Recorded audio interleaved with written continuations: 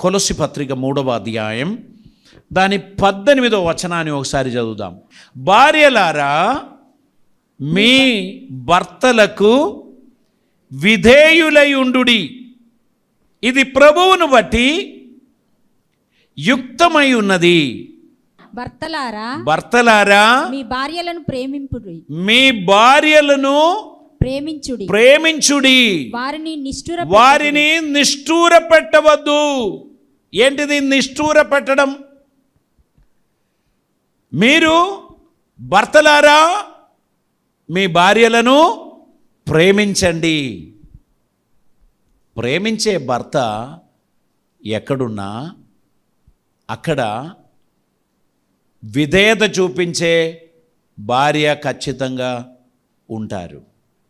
ప్రేమించే భర్త ఎక్కడున్నా అక్కడ విధేయత చూపించే భార్య ఖచ్చితంగా ఉంటారు. భార్య భర్తలు ఇరువురు ఒకరి ఎడల ఒకరు ప్రేమ అనురాగం కలిగి భక్తి కలిగి దేవుని చిత్తములో నడుస్తున్నప్పుడు ఖచ్చితంగా దేవుడు వారిని ఆశీర్వదిస్తారు. దేవునికి స్తోత్రం. భార్యలారా, మీ భర్తకు విధేయులై ఉండుడి అని బైబిల్ చెప్తున్నారు. మనం విధేయత చూపించాలని దేవుడు కోరుచున్నారు. ఇక్కడ స్త్రీలు విధేయత చూపిస్తుండగా పురుషులు ప్రేమించు వారిగా ఉండాలి. ఇది కేవలం పురుషులు మాత్రం ప్రేమిస్తే సరిపోదు, స్త్రీలు కూడా ప్రేమించాలి. భార్యాభర్తలు ఇరువురు ఒకరి ఎడల ఒకరు అన్యోన్యం ప్రేమ కలిగి నడుస్తుంటే అది దేవునికి మహిమార్థం. నేను పాస్టర్ గారు, నేను మీకు ఆల్రెడీ చెప్పిన విషయమే కానీ ఒకసారి కూడా చెప్తాను. విదేశాలు వెళితే అక్కడ 5 సంవత్సరాల కంటే ఎక్కువ కలిసి ఉండే అలవాటు లేదు వాళ్ళకు. మేము 36 ఇయర్స్, మీరు ఇంకా 36 ఇయర్స్లో మీరు కలిసే ఉన్నారా? వారు ఇప్పటికే 3-4 ఎక్స్పెరిమెంట్ అయిపోయి అందరూ విడిపోయి రోడ్డు మీద పిల్లల్ని పట్టుకొని తిరుగుతున్న పరిస్థితిలో మేము ఇప్పుడే పెళ్ళి అయ్యామన్నట్టే మేము పోతున్నాం. అయితే వాళ్ళు ఇంకా మీరు కలిసే ఉన్నారా అని అడుగుతూ ఉంటారు. ఈ జీవితం భార్యాభర్తలు ఇద్దరూ అన్యోన్యం ఐక్యత కలిగి కలిసి ప్రార్థన చేసి దేవునికి ఇష్టలుగా నడిస్తే ఆ కుటుంబ జీవితం అద్భుతమైనటువంటిదండి. మనమందరము ఒక మంచి సమాజమును తయారు చేస్తున్నాము అనే విషయం మీరు మర్చిపోవద్దు. We are building a beautiful society. ఒక అద్భుతమైన సొసైటీకి కొన్ని అద్భుతమైన కుటుంబాలు అవసరం. ఆ కుటుంబాలు ఒకరి ఎడల ఒకరు ప్రేమ అనురాగం కలిగి నడవాలి. మూలవాక్యం మరొకసారి మనం చదువుదామండి. 17వ వచనం. మరియు మాట చేత గాని క్రియ చేత గాని మీరేమి చేసినను ప్రభువైన యేసు ద్వారా తండ్రి అయిన దేవునికి కృతజ్ఞతాస్తుతులు చెల్లించుచు సమస్తమును ఆయన పేరట చెయ్యుడి. ఇదే మన మూలవాక్యం. సో మన ఫ్యామిలీలో దేవునికి ప్రీతికరమైన బిడ్డలుగా, దేవుని చిత్తం నెరవేర్చువారిగా మనము ఆయన కోసం సమస్తం చేయువారిగా ఉండాలని దేవుడు మన గురించి ఆశించుచున్నారు. అందుకే ఎఫెసీ పత్రిక 5వ అధ్యాయం 21వ వచనంలో ఒక మాట ఇలా ఉంది. క్రీస్తునందలి భయముతో ఒకనికొకడు లోబడి ఉండుడి. భార్య మాట భర్త వినాలి, భర్త మాట భార్య వినాలి. ఇది నా రాజ్యం, నా ఇష్టం అని భర్త చెప్పడానికి వీల్లేదు, భార్య చెప్పడానికి వీల్లేదు. మన ఇద్దరికి పైన అధికారి అయి ప్రభు ఉన్నాడు గనక క్రీస్తునకు లోబడినట్లు మీరు ఒకరికొకరు లోబడి ఉండుడి అని తెలియపరుస్తున్నారు. దేవునికి స్తోత్రం. దేవుని కార్యం మన జీవితంలో నెరవేరడానికి మనం దేవునికి ఇష్టలుగా నడవాలి అని ప్రభు కోరుచున్నారు. ఒకరు ఒకరిని ప్రేమించాలి, ఒకరికి లోబడాలి, వారిని నిష్ఠూర పెట్టవద్దు అని చెప్తున్నారు. మనుషులు ఫ్రస్ట్రేషన్ వచ్చేంత వరకు వదిలిపెట్టకూడదు. ఒక చేయూతనివ్వాలి, కలిసి ముందుకు పోవాలి, కలిసి పనులు చేయాలి, కలిసి డిసిషన్స్ తీసుకోవాలి, కలిసి ప్రార్థన చేయాలి. కలిసి ముందుకు వెళుచున్నటువంటి ఒక అద్భుతమైన అనుభవం భార్యాభర్తల మధ్యలో ఉండాలి. ఎలా ప్రేమించాలన్నారు? క్రీస్తు తన సంఘమును ప్రేమించినట్లు భర్త తన భార్య ఎడల ప్రేమ చూపటాలి. ఆయన సంఘమును ప్రేమించి దాని కొరకు తన్ను తానుగా రిక్తినిగా చేసి మరణం వరకు కూడా ఆయన సమర్పణ చూపించాడు. కాబట్టి మనము మన కుటుంబాన్ని నిలబెట్టడానికి దేవుడు మనకిచ్చిన ఆపర్చునిటీని చక్కగా మనం పెట్టుకోవాల్సినటువంటి అవసరత ఉంది. మనము 1 పేతురు గ్రంథం 3వ అధ్యాయం 7వ వచనాన్ని ఈ సమయంలో మనం చదువుదామండి. 1 పేతురు గ్రంథం 3వ అధ్యాయం 7వ వచనం. అటువలనే పురుషులారా జీవమను కృపావరములో మీ భార్యలు మీతో పాలివారై ఉన్నారని ఎరిగి ఎక్కువ బలహీనమైన ఘటమని భార్యను సన్మానించి మీ ప్రార్థనలకు అభ్యంతరము కలుగుకుండునట్లు జ్ఞానం చొప్పున వారితో కాపురం చేయండి. దేవునికి స్తోత్రం. పురుషులకు మరికొంత జ్ఞానం ఉండాలని దేవుడు కోరుచున్నాను. తెలివి కలిగి జీవించయ్యా అని దేవుడు చెప్తున్నాడు. ఎందుకని? నీ కుటుంబం చక్కగా ఉండడానికి, కుటుంబాన్ని చక్కగా నిలబెట్టుకోవడానికి జ్ఞానం కలిగి కాపురం చేయాలి అని దేవుడు కోరుచున్నారు. అది మాత్రమే కాదు, స్త్రీ జనం బలహీన కట్టం అని తెలుసుకొని వారికి ఆదరణ, వారికి సహాయము అందించాలి. మన దేశంలో పెద్దగా కనిపించదు, కానీ ఒకవేళ మీరు అమెరికా, ఇంగ్లాండ్, ఆస్ట్రేలియా లాంటి దేశంలో వెళ్తే భార్య భర్తలు ఇద్దరు కలిసి ఒక కారులో ప్రయాణం చేస్తే భార్య కొరకు డోర్ తెరిచి ఇచ్చి ఆమె కూర్చున్న తర్వాత డోర్ పెట్టేసి భర్త పోయి డ్రైవ్ చేస్తాడు. ఇక్కడ మనం డ్రైవింగ్ సీట్లో ఎక్కి కూర్చొని ఓన్ కొట్టి అల్లరి చేసి ఆమె ఇంకా రాలేదని కోపపడి బండి డ్రూమ్ డ్రూమ్ అని పెట్టి ఇవన్నీ చేసినాగానే ఆమె వచ్చి ఎక్కుతుంది పాపం. ఈ 6 మీటర్ క్లోత్ ఉందా, అది కూడా పెద్ద తలనొప్పి. అది చుట్టడానికే చాలా టైం పడుతుంది. మళ్ళీ అది పట్టుకొని నడవడానికి, స్టెప్ ఎక్కడానికి వాళ్ళకి కష్టమే. మనం కొంచెం దయ చూపి వారు బలహీన ఘట్టము అని గుర్తించినట్లయితే కుటుంబ జీవితం ఎంత సుందరంగా ఉంటుందండి. మనం ఈ వాక్యాలన్నీ విన్న తర్వాత దున్నపోతులాగా మనం ప్రవర్తించకూడదు.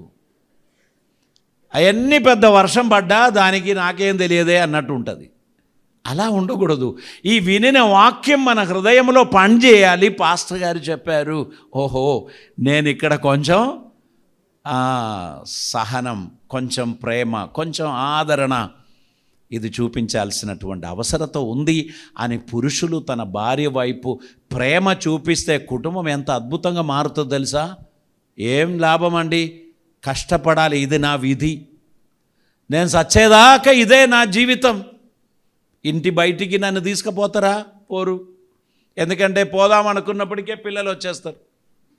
గనక నాదండు నాకో స్వేచ్ఛ, స్వాతంత్ర్యం, ఓ ఎంజాయ్మెంట్, అందరిలాగా నేను ఎన్నడూ లేనండి అని చెప్పి ఇల్లు అనే నరకమును గురించి బాధపడుచున్నటువంటి వారు కొందరు ఉన్నారు. మన ఇల్లు ఎప్పుడు నరకంగా ఉండకూడదు. మన ఇల్లు అదొక పరలోకం. మన ఇంటిలో దేవుడు నివసిస్తున్నాడు. దేవుడు నివసించే ఇంటిలో అరుపులు ఉండదు. దేవుడు నివసించే ఇంటిలో కేకలు ఉండదు. దేవుడు నివసించే ఇంటిలో కొట్లాటలు ఉండదు. దేవుడు నివసించే ఇంటిలో ఆనందం ఉంటుంది, సమాధానం ఉంటుంది, పరోపకారం ఉంటుంది, ఆదరణ ఉంటుంది. మనము ప్రతి ఒక్కరిని ఆదరించడానికి, ప్రోత్సహించడానికి దేవుడు మనకు ఈ తరుణం ఇచ్చారు. మనము అందరినీ గౌరవించడానికి, ప్రేమించడానికి దేవుడు మనకు కృప అనుగ్రహించారు. కొలొస్సీ పత్రిక 17వ వచనంలో మనం మొదలుపెట్టాం, 3వ అధ్యాయం.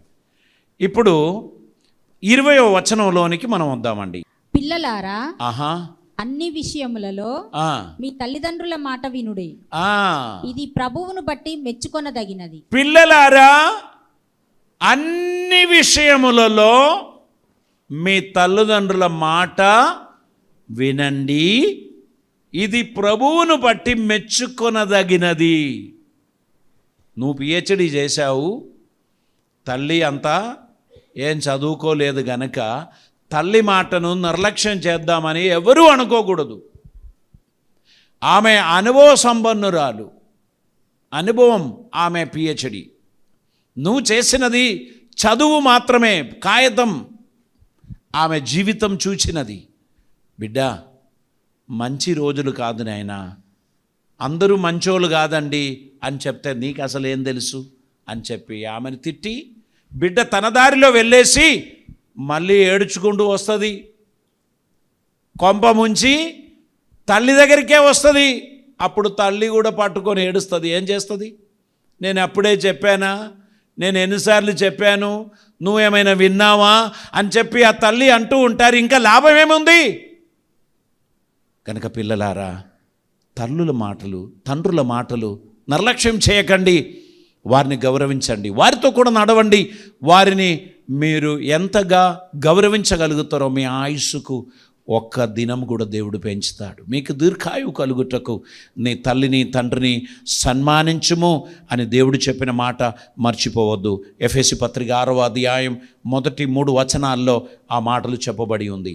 పిల్లలారా, ప్రభువునందు మీ తల్లిదండ్రులకు విధేయులై ఉండుడి. ప్రభువునందు మీ తల్లిదండ్రులకు విధేయులై ఉండుడి. ఇది ధర్మమే.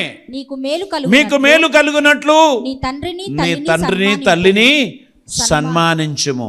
అప్పుడు నీవు భూమి మీద దీర్ఘాయుష్మంతుడవగుదువు. అప్పుడు నువ్వు భూమి మీద దీర్ఘాయుష్మంతుడవుదువు. దేవునికి స్తోత్రం.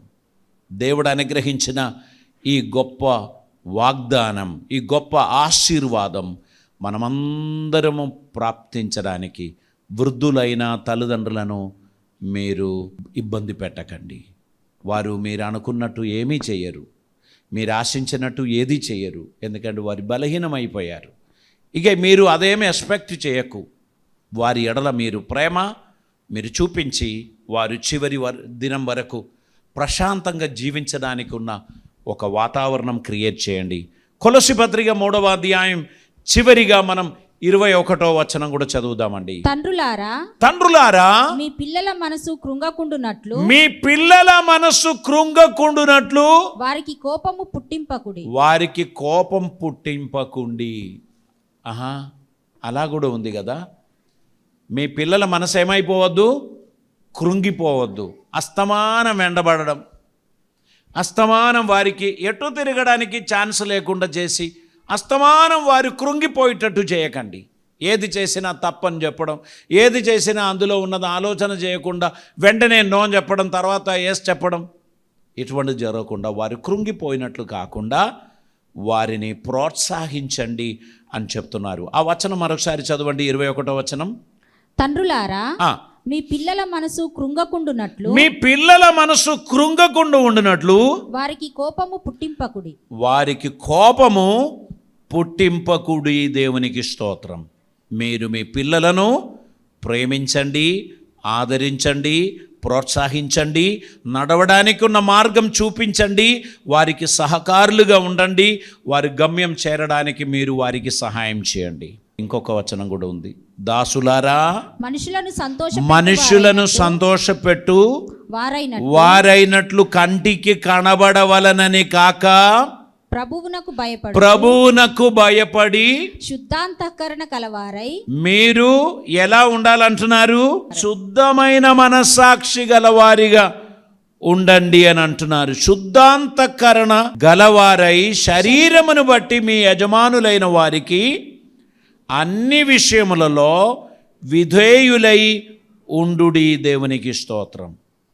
ప్రభు వలన స్వాస్థ్యమును ప్రతిఫలముగా పొందుదుమని ఎరుగుదురు గనుక మీరేమి చేసినను అది మనుష్యుల నిమిత్తము కాక ప్రభువు నిమిత్తమని మనస్ఫూర్తిగా చేయుడి. మీరు ప్రభు అయిన క్రీస్తునకు దాసులై ఉన్నారు. అన్యాయం చేసిన వానికి తాను చేసిన అన్యాయము కొలది మరలా లభించును, పక్షపాతముండదు. దేవునికి స్తోత్రం. కుటుంబం అన్నప్పుడు అందులో యజమానులు ఉన్నారు, దాసులు ఉన్నారు. యజమానులారా, మీ దాసులను బాధ పెట్టకండి అని చెప్పిన మాట ఈ అధ్యాయంలో లేదు, కానీ నేను ఇక్కడ కలిపి చదువుచున్నాను. దాసులారా, ప్రభువునకు అన్నట్టు మీరు మనస్ఫూర్తిగా చేయండి.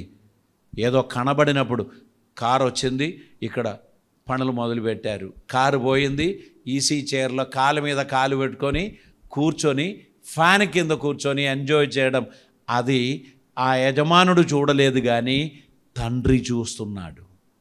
నీకు అందరికీ ఆయన యజమానుడు గనక నీ ప్రమోషన్, నీ అభివృద్ధి, నీ ఐశ్వర్యం ఇవన్నీ దేవుని వలన పొందడానికి గవర్నమెంట్ సర్వెంట్స్. భ్రష్టు పట్టిన ఆఫీసుగా నీ ఆఫీసు ఉండొద్దు. ఎన్ని న్యూస్ పేపర్లు ఉన్నాయి మీ టేబుల్ మీద? 3 రకాలైనది, తెలుగు, ఇంగ్లీష్, ఇంకొక తెలుగు.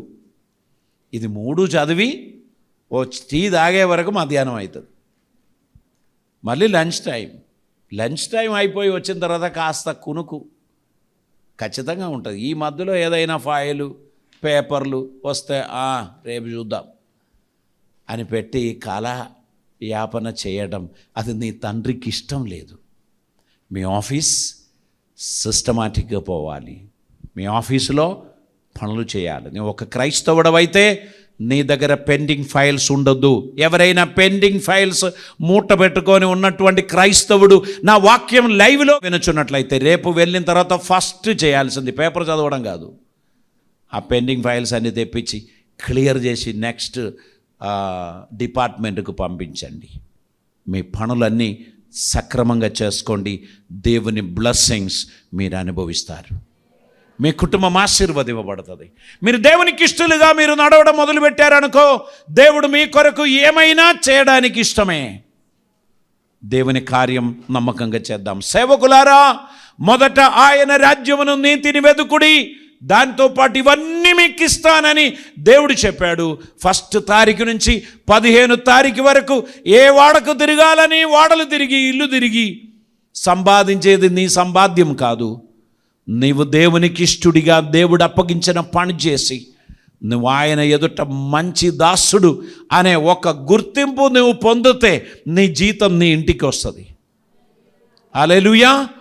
నీవు చేసిన యథార్థతకు, నువ్వు చేస్తున్న పరిచర్యకు నీకు జీతం ఇచ్చేవాడు ఈ లోక గవర్నమెంట్ కాదు, పరలోకపు గవర్నమెంట్ నీకు జీతం ఇస్తున్నారనేది గుర్తుపెట్టుకో. నిన్ను జయోత్సవంగా నడిపించడానికి నీకున్న ప్రణాళికలన్నీ ఆయనకు చెప్పడం సరిపోతుంది. దేవుడు అవన్నీ నీకు అమలు చేస్తాడు. దేవునికి స్తోత్రం. టైంపాస్గా నువ్వు నీ జీవితాన్ని గడపద్దు. శ్రద్ధ కలిగి, పట్టుదల కలిగి, ఆసక్తి కలిగి నువ్వు నడవాలి. అప్పుడు దేవుడు నిన్ను ఆశీర్వదిస్తాడు. భాష రాని నన్ను ఈ రాష్ట్రంలో తీసుకొచ్చి దేవుడు నాకు అనుగ్రహించిన కృపను బట్టి ఆయన పనిలో ముందుకు వెళ్ళాను గనుక ఈరోజు దేవుడు ఆశీర్వదించాడు, సుందరమైన పరిచర్యనిచ్చాడు. నా ప్రియ మిత్రులారా, దైవ సేవకులారా, కాస్త దేవుని పనిని జాగ్రత్తగా పట్టించుకోండి. దేవుని పనికి ఇంపార్టెన్స్ ఇవ్వండి. నీకేది అవసరమో దేవునికి తెలుసు. ఆయన వాటిని నీ కొరకు దయచేస్తాడు. ఎవరి ద్వారా, ఎక్కడి నుంచి అనేది అనవసరం. దేవుడు ఖచ్చితంగా నిన్ను పోషిస్తాడు, అద్భుతం చేస్తాడు. ఈ దినమందు మన జీవితాన్ని ప్రభుకు సమర్పిద్దాం. ఒక ఉత్తమమైన కుటుంబం, అది దేవునికి ఇష్టమైన నివాసం, దేవుడు నివసించుచున్న స్థలం. అక్కడ మనం సమస్తము ప్రభువునకు అన్నట్టు మనం చేయాలి అని ప్రభు మనకు తెలియపరిచారు. వాటిని జ్ఞాపకం చేసుకుందాం. ధైర్యంగా, ఆసక్తిగా ముందుకు వెళదాం. పరిశుద్ధాత్మ దేవుడి మాటల చేత మనల్ని దీవించి ఆశీర్వదించిన గాక. తల్లు వంచుదాం, ప్రార్థన చేద్దాం. ఫ్యామిలీస్, భార్యలు, భర్తలు, తండ్రులు, తల్లులు, పిల్లలు అందరూ ఈరోజు వాక్యం విన్నారు. దేవుడు సూటిగా నాతో మాట్లాడాడు అని మీకు ఏమైనా అనిపించినట్లయితే దేవుడు మిమ్మల్ని దీవించిన గాక, దేవుడు మిమ్మల్ని ఆశీర్వదించిన గాక, అందరినీ దేవుడు ఆశీర్వదించిన గాక. తల్లులారా, తండ్రులారా, సహోదరి సహోదరులారా, మీ అందరినీ దేవుడు దీవించిన గాక. దేవుడు మనతో మాట్లాడాడు. ఆయన స్వరం విని మనము ఆసక్తి కలిగిన వారిగా దేవుని పనిని కొనసాగించడానికి మన జీవితాన్ని సమర్పిద్దాం. ఒక నూతనమైన సమాజం, ఓ నూతనమైన కుటుంబం, దేవుడు నివసించుచున్న కుటుంబం. అల్లరులు, డిస్కషన్స్, తర్కములు, వాదములు లేని కుటుంబముగా మనం ముందుకు సాగాలని దేవుడు కోరుచున్నారు. ప్రతి ఒక్కరిని దేవుడు ఆశీర్వదించిన గాక. తలలు వంచుదాం, ప్రార్థన చేద్దాం. పరిశుద్ధుడైన తండ్రి, కృపామయుడైన దేవా, నీకు వందనాలు. అద్భుతమైన నీ సన్నిధి కొరకై స్తోత్రం. దూర ప్రాంతంలో ఉండి ఈ వాక్యం వినిన వారందరినీ ఆశీర్వదించండి. నీ సన్నిధిలో నీ బిడ్డలు నీకిష్టలుగా, నీకిష్టమైన వారిగా, నీకు ప్రియమైన వారిగా వారు ఎదుగుటకు తగిన కృప దయచేయమని, క్షమించుటలో వారు ముందు ఉండినట్లు, ప్రేమించుటలో వారు ఆసక్తి చూపించినట్లు, పరస్పరం సహాయం చేయడానికి మంచి మనస్సు కలిగిన వారిగా నీ అడుగుజాడలో వారు నడవడానికి కృప చూపుమని, ఆదరించి, దీవించి, ఆశీర్వదించి, అద్భుతములు జరిగించి నీవే మహిమ పొందమని, కృప ద్వారా ఆదరించమని, ప్రతి వారికి జయము, క్షేమము అనుగ్రహించమని యేసయ్య పవిత్ర నామమున అడిగి ప్రార్థిస్తూ ఉంటున్నాం పరమ తండ్రి. Amen, amen.